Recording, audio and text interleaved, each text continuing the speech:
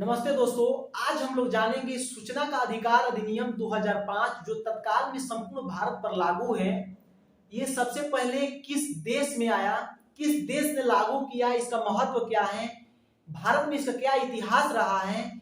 कुछ चर्चित case law के साथ साथ कुछ महत्वपूर्ण धाराओं के बारे में जानेंगे। सूचना का अधिकार अधिनियम सबसे पहले स्वीडन नामक देश में 1766 में लागू की गई। वहां की घटिया व्यवस्था, वहां के भ्रष्ट पदाधिकारियों के विरुद्ध में ये काफी सफल रहा और वहां की व्यवस्था में काफी सुधार आई। तब इसे देखकर बहुत सारे देशों ने इसे ग्रहण किया और अपने अपने देशों में लागू की और काफी सफल हुई। इसका महत्व यह है कि नागरिकों को सशक्त बनाना, सरकार के कार्यों को प्रदर्शित करना, भ्रष्टाचार पर अंकुश लगाना, उत्तरदायित्वों को बढ़ावा देना इत्यादि। भारत में इसका इतिहास यह है कि जब हमारा देश अंग्रेजों के अधीन था तो उस समय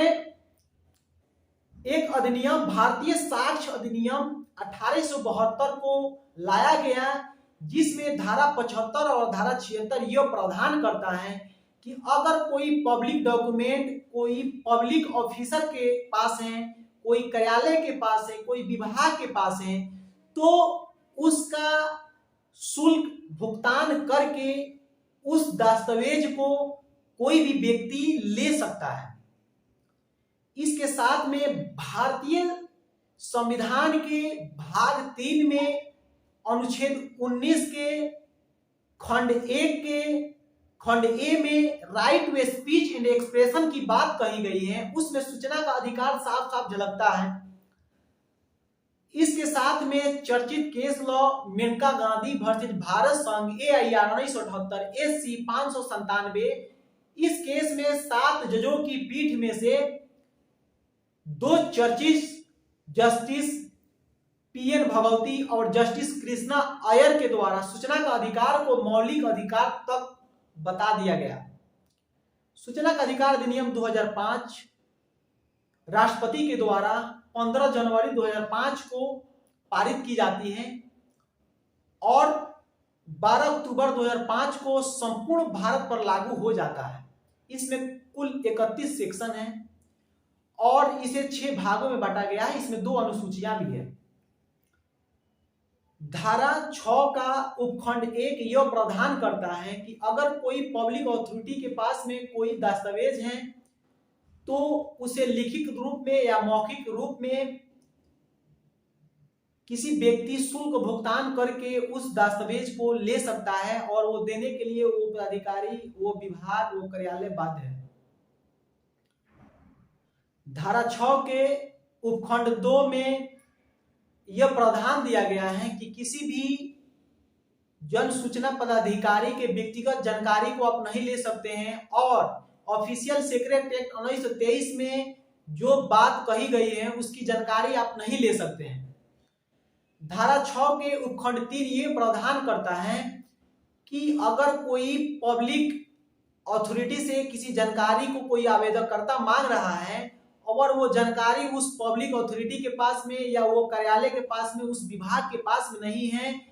अगर वो उसके अधीनस्थ किसी विभाग के किसी कार्यालय के पास में है या वरीय विभाग के वरीय कार्यालय के पास में है, वरीय पदाधिकारी के पास में है, तो धारा 6 के उपखंड 3 में उस विभाग को हस्तांतरण करेगा और आवेदनकर्ता को 5 दिनों के अंतर में उसे सूचना भी प्राप्त करेगा कि इस विभाग से आपकी जानकारी दी जा रही है।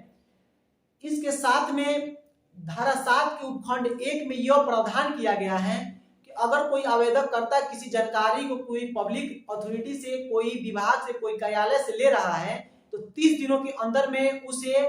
उपलब्ध करवाना अनिवार्य है। इसके साथ में धारा 8 के उपखंड 1 में यह प्रावधान किया गया है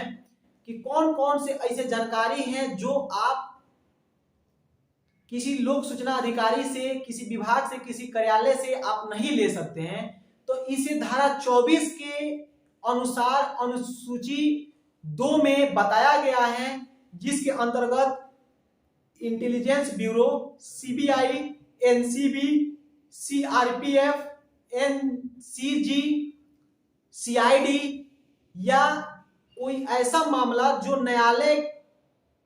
के समक्ष लंबित है,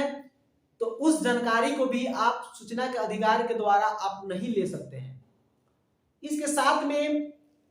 धारा 19 का उपखंड 1 यह प्रावधान करता है कि अगर कोई व्यक्ति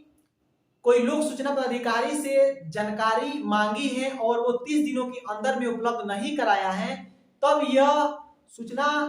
अधिकारी के विरुद्ध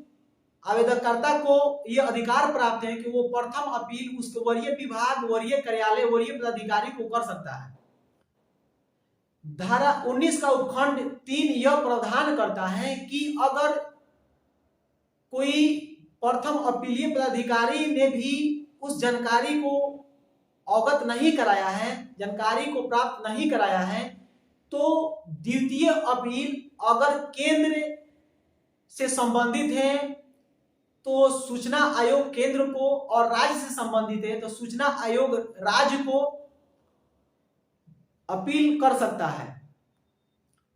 इसका कुछ अपवाद भी है कि अगर 90 दिनों के अंतर्गत ये अपील करना अनिवार्य है, लेकिन अगर किसी रीजनेबल कारण से, घोर बीमारी के कारण अगर इस अवधि में अगर कोई व्यक्ति द्वितीय अपील नहीं कर पाता है, तो रीजनेबल कारण के साथ में अगर अपील करता है तो उसके अपील को एक्सेप्ट कर लिया जाएगा। इसके साथ में धारा 20 यह प्रावधान करता है कि अगर कोई लोक सूचना पदाधिकारी के द्वारा आपकी जानकारी को नहीं दी गई थी और आप द्वितीय अपील में गए हैं, तो सूचना आयोग केंद्र और सूचना आयोग राज्य के द्वारा प्रत्येक दिन के हिसाब से 250 और अधिकतम 25,000 रुपये तक का जुर्माना लगाया जा सकता है और वो लोक सूचना अधिकारी देने के लिए बाध्य होगा। अगर आप हमारे इस वीडियो को YouTube पर देख रहे हैं तो सब्सक्राइब करें, लाइक करें, शेयर करें, और फेसबुक पेज पर देख रहे हैं तो उसे फॉलो करके शेयर कर दें। धन्यवाद।